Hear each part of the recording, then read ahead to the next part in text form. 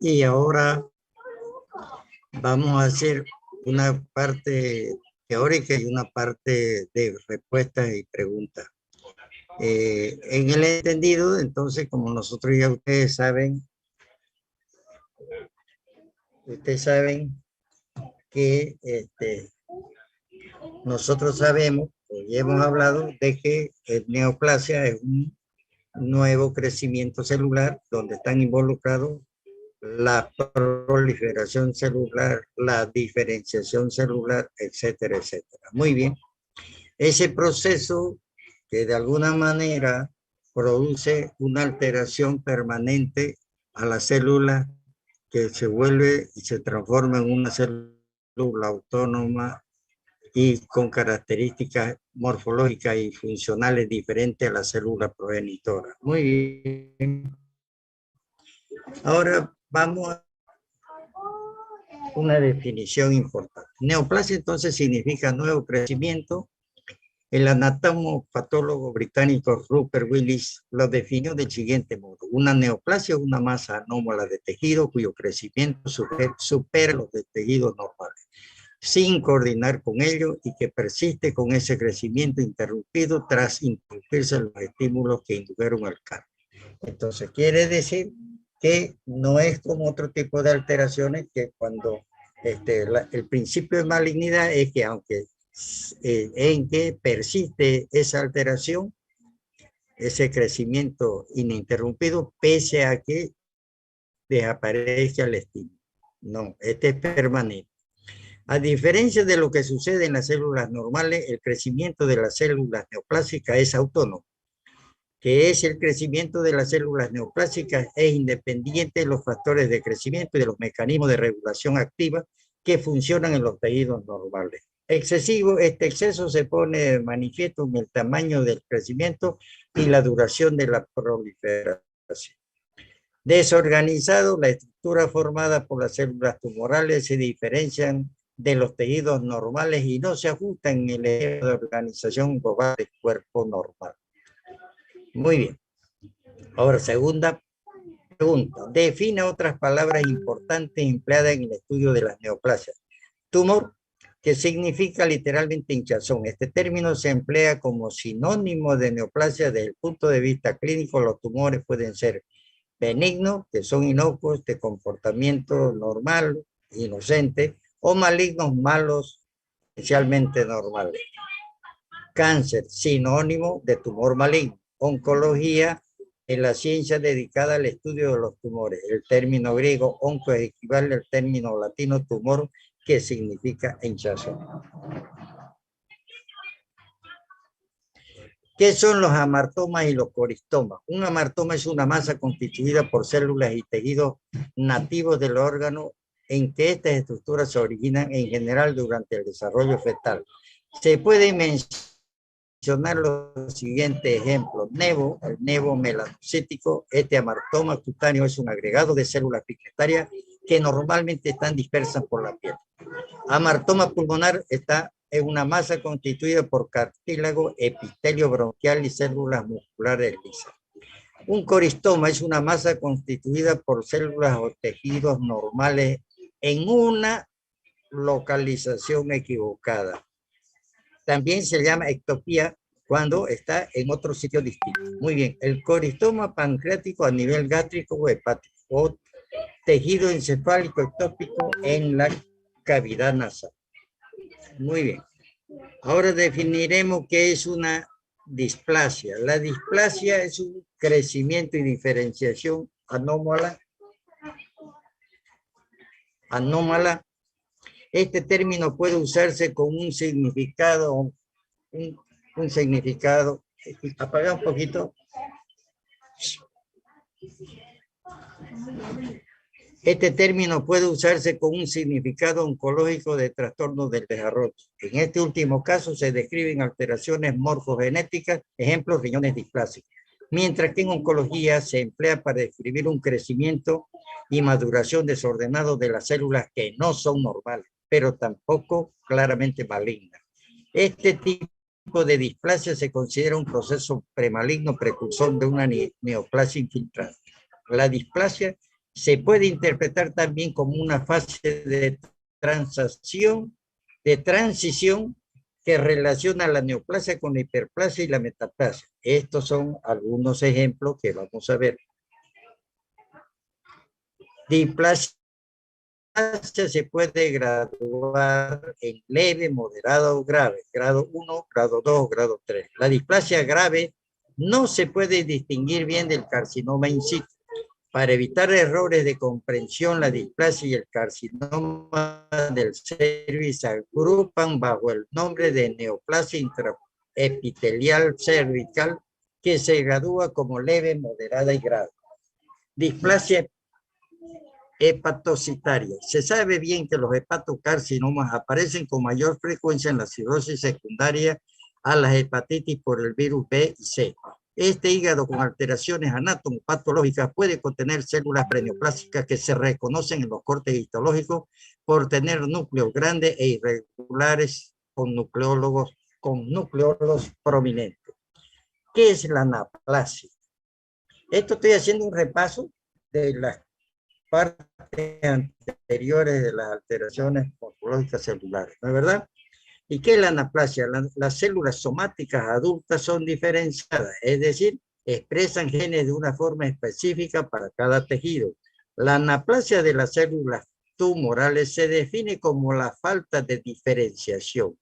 Las células normales anaplásicas se distinguen de las células normales y los anátomos patológicos las reconocen como atípicas. Las características más frecuentes en la anaplasia son pleomorfismo, variación del tamaño y la forma de los núcleos. Núcleos hipercromáticos, la cromatina de los núcleos está aumentada de cantidad y muestran una distribución irregular agregada. Mitosis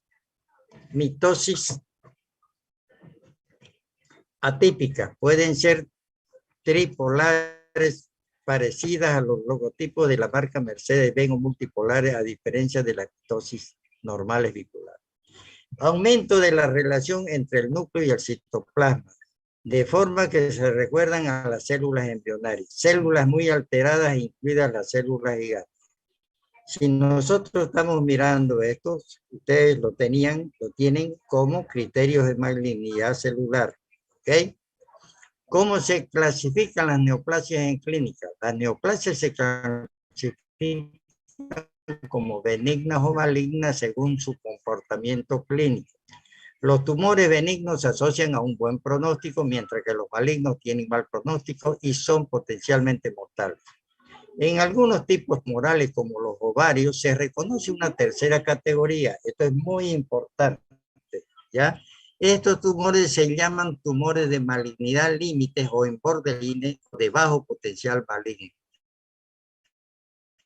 Si se reconoce de forma precoz y se resecan quirúrgicamente, el pronóstico de estos tumores, bueno, ya, y de tumores, supervivencia hasta los 5 años es mayor al 95%.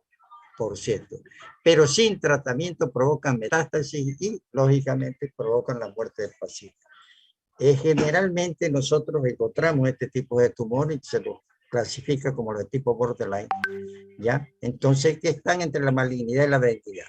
Pero si se lo dejan, terminan, si no se lo operan, terminan con la muerte del paciente.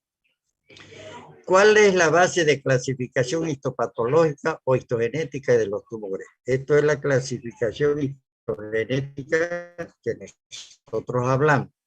Y es frecuente que los tumores conserven muchos de los rasgos histológicos del tejido de origen. Por ejemplo, un carcinoma epidermoide se parece al epitelio escamoso normal, mientras que un papiloma de células transicionales de la vejiga urinaria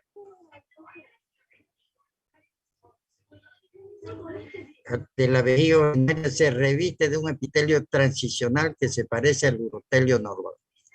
Según estos datos microscópicos es posible determinar la composición del tumor y en muchos casos reconstruir la histogenia de la mayor parte de ellos. Términos derivados del término grecolatino, histo que significa tejido y génesis que significa desarrollo. Entonces, Esa clasificación histogenética. La clasificación histopatológica o histogenética de los hechos para hacer el pronóstico de la enfermedad neoplásica en cada caso en concreto.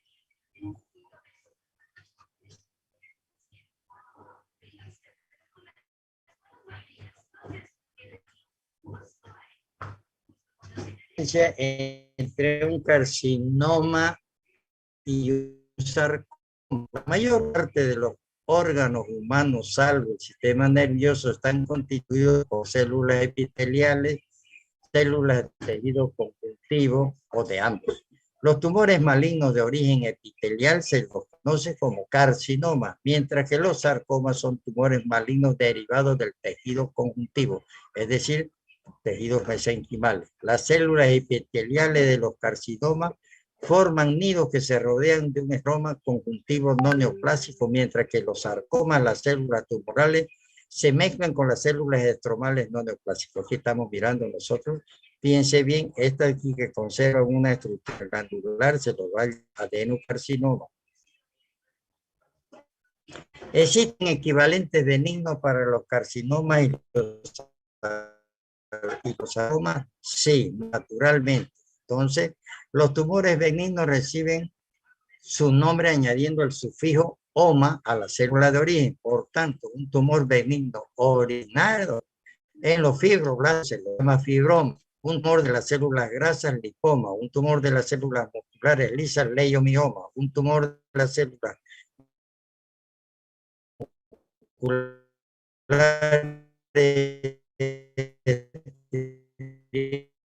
rhabdomioma y un tumor benigno bastante específico y no se le utiliza. Por eso los tumores epiteliales benignos reciben una serie de nombres distintivos como ser adenoma, tumor constituido por células que forman glándulas o túbulos. Los tumores benignos de las glándulas endocrinas se los llaman adenoma. ¿Ok? La parte benigna de los tumores glandulares se llaman adenoma y la parte maligna se llaman adenocarcinoma. Papiloma, este término descriptivo deriva de la palabra latina pezón. Los papilomas son protusiones a modo de pezón sobre la superficie de la piel o de un órgano hueco, ejemplo, vejiga urinaria. La superficie de algunos papilomas se dividen en ramas más pequeñas adoptando un aspecto de folículo. ¿Y qué es el pólipo? Este término deriva del griego que significa numerosos pies, igual que ocurre en el caso de la palabra pulpo. Acuérdense de pulpo. Estos tumores pueden estar anclados en la superficie de la piel o la mucosa de órganos huecos mediante un tallo. Otros tumores crecen formando prolongaciones epiteliales digitoformes, es decir, que se insertan en la superficie ya de origen, ya con una base amplia. Ya. Estos tumores se llaman pólipos sésiles. Aquí vamos a mirar ahora el ejemplito. Aquí tienen ustedes tumores epiteliales benignos, el adenoma, que está constituido por glándulas, ya el papiloma, una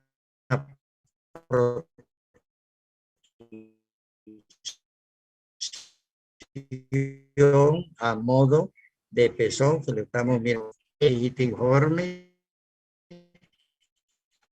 Este pólipo se llama sésil porque tiene una base amplia y no presenta un tallo. Entonces, tumores sésiles, okay. Los pólipos pediculados tienen un tallo, como el que están viendo en la imagen de. Muy bien. Enumerar las principales categorías histopatológicas y histogenéticas de la neoplasia humana.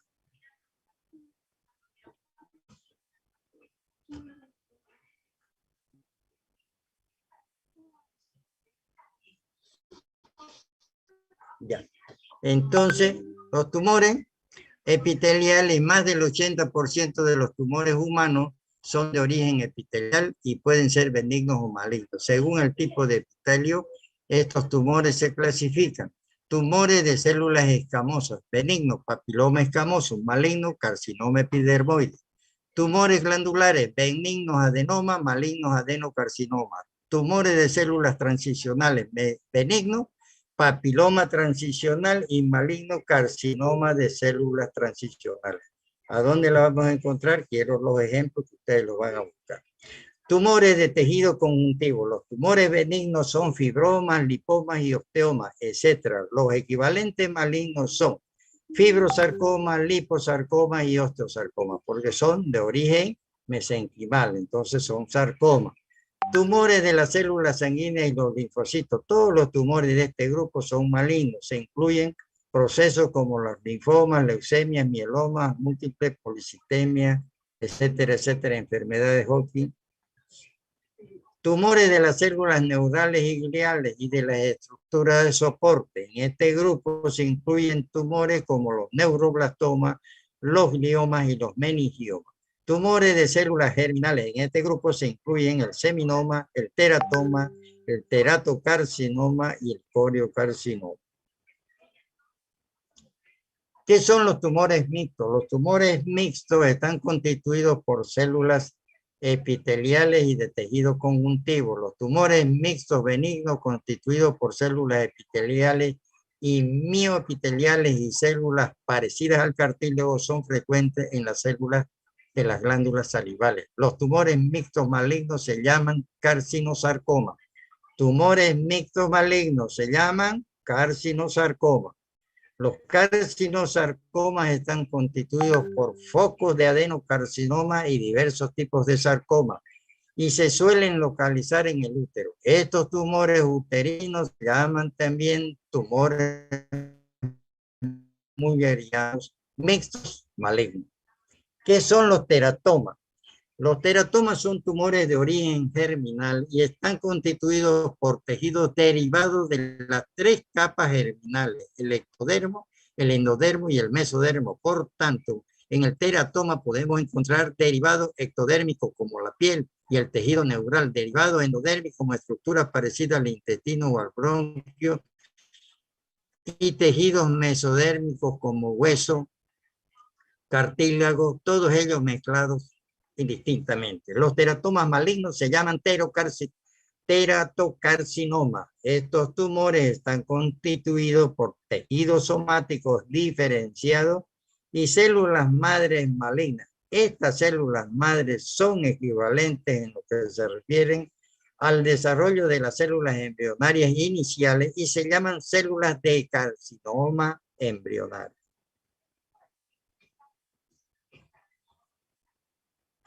¿Cuál es la diferencia entre un leiomioma y un rhabdomioma? Es muy sencillo. Los leiomiomas son tumores constituidos por células musculares lisas, mientras que los rhabdomiomas son tumores derivados de las células musculares estriadas, es decir, que forman el músculo esquelético cardíaco. Los tumores malignos de este mismo origen se llaman leiomiosarcoma y rhabdomiosarcoma respectivamente. Rhabdomiosarcoma, entonces, son músculos estriados. ¿Qué son los blastomas? Los blastomas son tumores constituidos por células inmaduras que se parecen a las que forman el tejido rudimentario del feto o primordio de los órganos adultos. El retinoblastoma es un tumor ocular. El neuroblastoma es un tumor constituido por células precursoras nerviosas, neuroblastos. Y el hepatoblastoma contiene hepatocitos fetales. Hepatoblastoma contiene hepatocitos fetales. Enumere los epónimos tumorales más conocidos. Esto es muy importante porque estoy señalándole las grandes diferencias que los usos y las costumbres han hecho que se conserven y que prácticamente hacen alguna diferenciación a la clasificación histogenética. Muchas veces porque los autores lo han descubierto, ese tumor, y le han puesto su apellido, su nombre. ¿Ok? Aquí tenemos los epónimos, es decir, uso de nombres propios para denominar un proceso. Se emplean tumores que no se pueden clasificar bien y que su histogenia es controvertida. Los epónimos tumorales son conocidos. Enfermedad de Hodgkin, una enfermedad maligna del linfoma maligno. Sarcoma de Ewing, un tumor óseo maligno. Tumor de Wilson, tumor renal maligno de la infancia, también llamado nefroblastoma. Sarcoma de Kaposi, un tumor derivado de los vasos sanguíneos de la piel y los órganos internos. Linfoma de Burkitt, un tipo de linfoma maligno que se da preferentemente en los individuos de raza negra y que está ampliamente relacionado también con el virus de Epstein-Barr. ¿Es el seminoma un tumor benigno? El sufijo oma al final de la palabra del nombre de la célula o del tejido de origen de un tumor específico suele aludir a tumores benignos, ejemplo, osteoma, fibroma. Sin embargo, existen algunas notables excepciones a esta regla, una de las cuales es el seminoma. El seminoma es un tumor maligno del epitelio seminal del testículo. El tumor equivalente originado al de las células germinales femeninas del ovario es el digerminoma. Muy bien. Enumeraremos algunos ejemplos de los tumores malignos terminados en oma. Glioma. Casi todos los tumores derivados de las células gliales son malignos. En este grupo se incluyen tumores como el astrocitoma, el oligodendroglioma y el ependinoma, todos los cuales son en realidad malignos. Linfoma. Todas las neoplasias linfoides son malignas. Para resaltar este hecho se suele añadir a este sufijo, a este tumor, el adjetivo maligno y se habla de linfomas malignos. Insulinoma, gastrinoma, somatostatinoma y glucoganoma. Estos tumores endocrinos pancreáticos originados en los islotes de Langerhans pueden ser malignos o benignos. Histológicamente no es posible diferenciar los tumores endocrinos benignos de los malignos. ¿Okay? Muy bien. ¿Cómo lo vamos a diferenciar? De acuerdo a la agresividad y a los marcadores tumorales que nosotros vamos a hablar. ¿Es el meningioma un tumor maligno? La mayoría de los meningiomas, 96%, son tumores intracraneales benignos con una capacidad de crecimiento limitada. Dada su localización intracraneal y la proximidad a centros vitales, los meningiomas se deben extirpar quirúrgicamente porque pueden aumentar la presión intracraneal y comprimir los centros vitales. Aunque su comportamiento biológico es benigno, estos meningiomas pueden matar al paciente, es decir, se comportan clínicamente de forma maligna. Por compresión, a veces producen precisamente compresión de los núcleos de la base y los pueden matar. Muy bien.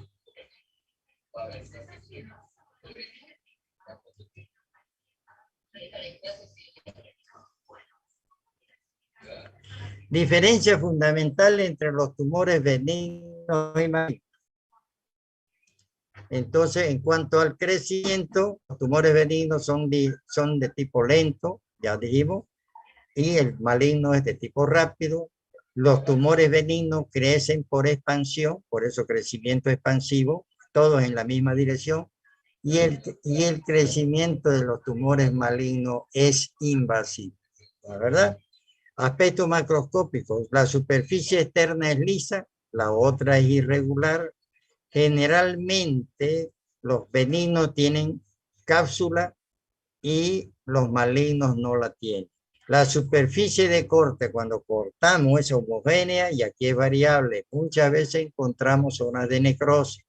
Color es uniforme y aquí es variable. ¿Por qué? Por las áreas de necrosis. Microscopía, diferenciación parecida al tejido de origen cuando es un tumor benigno. Y este es anaplásico, no se parece al tejido de origen. Núcleo, tamaño y forma normal, atípicos, pleomórficos, hipercromáticos, etcétera, etcétera. La relación núcleo-citoplasma también está alterada, etcétera, etcétera. Mitosis, pocas mitosis tienen los tumores benignos y los tumores malignos son generalmente muchas mitosis y con frecuencia anómala. ¿Cómo se distinguen los tumores benignos de los malignos en la práctica? Durante los últimos 150 años, los clínicos y anatomopatólogos han tratado de correlacionar el comportamiento clínico de diversos tumores con sus características histológicas. Se han planteado criterios clínicos patológicos empíricos en función de estos estudios que se emplean para predecir si un tumor es benigno o maligno. Entre estos criterios se incluyen hallazgos clínicos. Los tumores benignos suelen crecer despacio y permanecen localizados, mientras que los malignos se desarrollan con rapidez y se diseminan por todo el cuerpo hasta matar al paciente. También dijimos nosotros que cuando nosotros agarramos un tumor, ya el tumor benigno es móvil, el tumor maligno es fijo, de consistencia dura, de consistencia pétrea y de bordes irregulares, ¿ok? En cambio el otro no, es bien circunscrito, redondeado, ya no doloroso. También el cáncer tampoco es doloroso. Ya algunas veces cuando hay adenitis y procesos inflamatorios, los benignos son dolorosos, ¿ok? Entonces, pero sobre todo son móviles, no están adheridos a los tejidos vecinos, los tumores benignos. Los tumores malignos están fijos y adheridos a los tumores malignos. Muy bien. Hallazgos radiológicos. Los tumores benignos están delimitados, mientras que los malignos tienen límites irregulares e infiltran los tejidos circulantes. Por ejemplo, un estudio mamográfico de la mama aporta datos útiles sobre los tumores mamarios. Características macroscópicas. Durante la cirugía es posible valorar los tumores mediante la inspección o palpación directa, y en muchos casos los cirujanos pueden determinar si el tumor es posiblemente benigno o maligno. Exploración anatomopatológica macroscópica. Los criterios enunciados antes son utilizados con frecuencia por los anatomopatólogos para predecir si el tumor es benigno o maligno. Características citopatológicas. Los tumores se pueden analizar mediante punción, aspiración con aguja fina. Se introduce una aguja y sostiene una pequeña cantidad de células aisladas mediante aspiración. Estas células se analizan al microscopio y establecen el diagnóstico en la mayoría de los casos.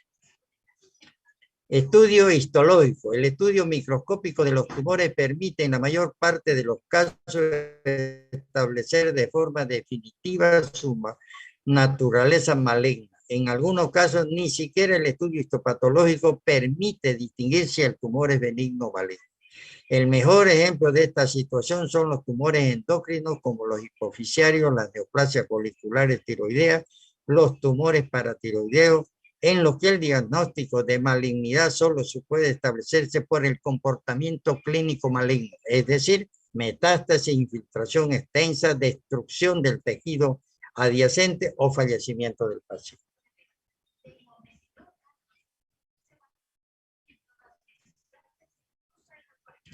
¿Cómo metastatizan los tumores? Los tumores pueden producir metástasis por 3 mecanismos. Siembra, diseminación linfática. Las células tumorales invaden los linfáticos y llegan a ganglios linfáticos locales. Siembra o diseminación hematógena. Las células tumorales infiltran los vasos sanguíneos y son transportados por la sangre a sitios alejados. Esta característica de la diseminación hematógena es más frecuente en los sarcomas. Acuérdense bien. Ya. Siembra o diseminación en las cavidades corporales. Las células tumorales entran a las cavidades y flotan en el líquido seroso para anclarse en la superficie de la cavidad peritoneal o pleural. ¿Qué tumores producen metástasis por vía linfática y cuáles lo hacen por vía hematógena? Antes se creían que los carcinomas producían metástasis por vía linfática y los sarcomas por vía sanguínea, es cierto. Pero aquí hay que considerar que los sarcomas hacen más precozmente la diseminación por vía sanguínea, por eso es que son mucho más agresivos. Esta regla solo se cumple en parte porque existen múltiples excepciones. Los tumores de órganos ricos en linfáticos, como las mamas y el intestino grueso, ocasionan metástasis principalmente por esta vía. Sin embargo, estos tumores también pueden metastasizar por vía hematógena, aunque las metástasis hematógenas suelen ser más tardías en la evolución de las lesiones. Los tumores originados en órganos bien vascularizados, pero que contienen poco linfático, como los huesos, suelen producir metástasis hematógenas. Esto se explica la frecuencia de metástasis hematógenas en los osteosarcomas. ¿Por qué? ¿Por qué? Tejido bien vascularizado. Muy bien. ¿Qué carcinomas producen con más frecuencia más metástasis hematógenas que los linfáticos? Los carcinomas de hígado y de riñón, dos órganos que tienen más vasos sanguíneos que linfáticos, producen con mayor frecuencia metástasis por vía hematógena que linfática. ¿Producen metástasis todos los tumores malignos? No, los tumores cerebrales malignos suelen matar al paciente antes de que el tumor pueda metastatizar.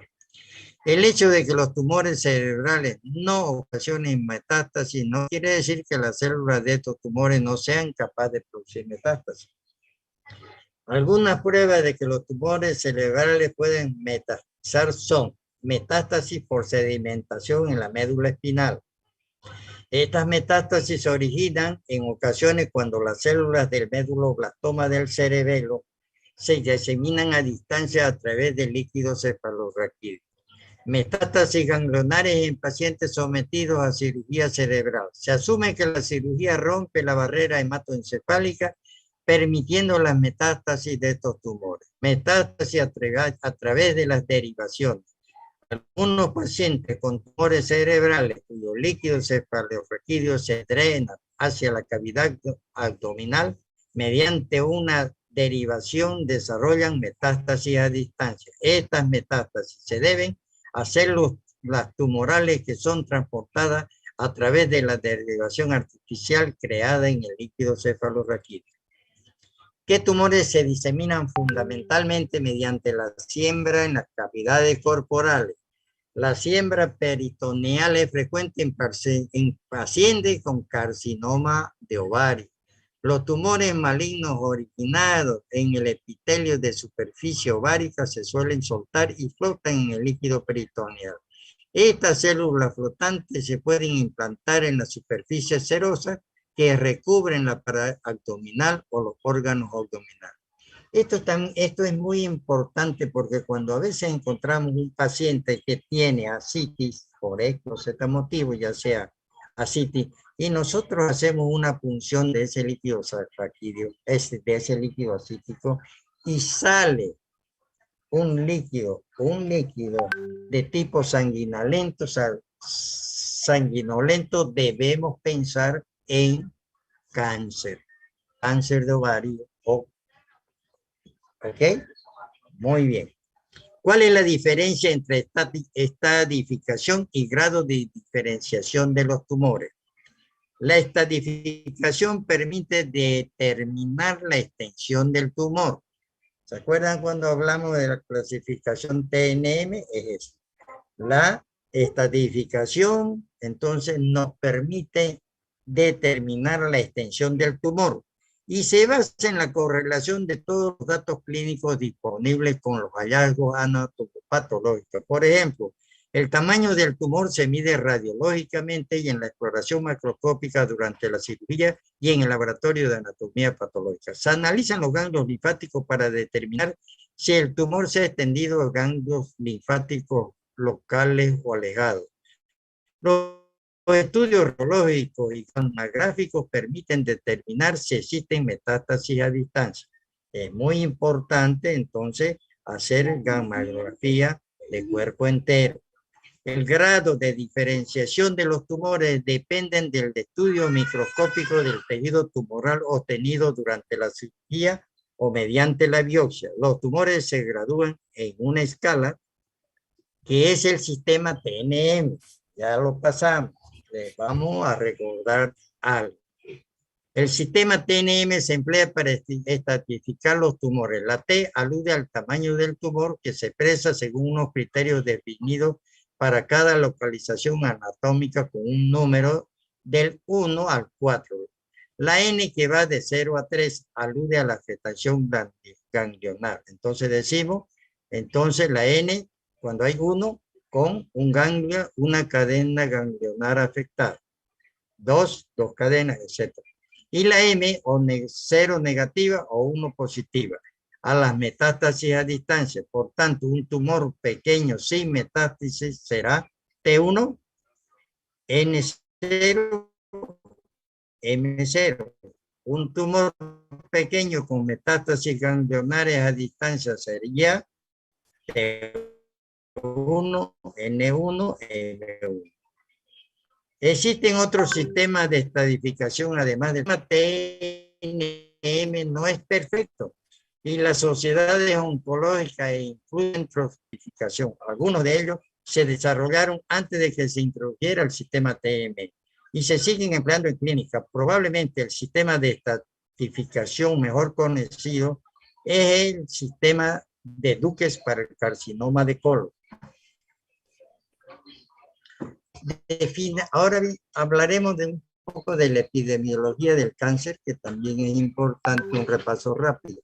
La epidemiología del cáncer analiza la aparición de los tumores en las poblaciones humanas al estudiar la incidencia del cáncer, su prevalencia y su mortalidad específica. Los epidemiólogos tratan de identificar las causas genéticas y ambientales del cáncer y contribuyen de este modo a un mejor tratamiento, diagnóstico, tratamiento y prevención. Entonces, aquí hay unas palabritas interesantes, ¿no? Que nosotros estamos hablando, que se llaman, uno que es la prevalencia, la incidencia, prevalencia y mortalidad específica, ¿ok? Eso repasaron con sus ayudantes, ¿verdad? Incidencia, prevalencia, muy bien.